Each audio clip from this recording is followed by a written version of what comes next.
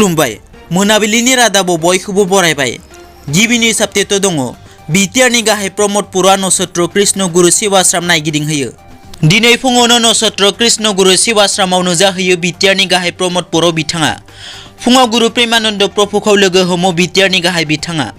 सेवाश्रमाव सहैनानै बिथाङा खौरांगिरिनि सिगाङाव बुङोदि बर' हायाव हिंसानि जेबो जायगा गैया आरो हिंसानि बेरेखा गोख्रों राहा लानाय जागोन होनना बुंथिदों। रांनि बोलोनि जेबो खामानि जानाय नङा होनना हाग्रामाखौ सोंखारिनानै प्रमोद बरुवा बिथाङा लोगोसे बुङोदि एसेबां सम रांनि बोलो सुरिनाया थुंगेबाय होनना।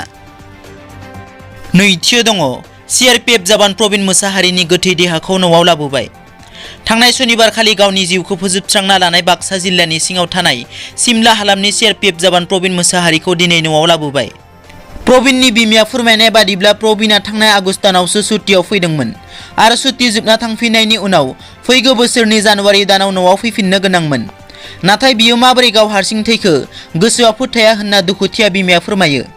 मख'नो गोनांदि प्रवीण मोसाहारिया जिउ फोजोबस्रांना लानाय जाहोनखौ दासिमबो रोखा मिथिनो मोननाय जायाखै। थामथियाव दङ आसाम आयेन आफादाव गोजां बोथोरनि जथुमा BKWAC नि बिला दिखांजागोन। दिनै 29 डिसेम्बरनिफ्राय सानथामनि हाबाफारिजों जागायजेनबाय आसाम आयेन आफादनि गोजां बोथोरनि जथुमाया। दिनै फुंनि 9:30 जागायजेनबाय जथुमाया।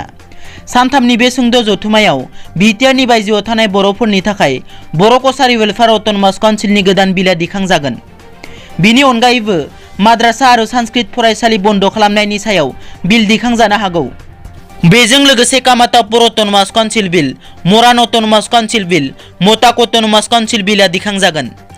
बेफोरनि अनगायैबो बे सानथामनि जथुमायाव माखासे गोदान गोजाम बिल दिखांजागोन।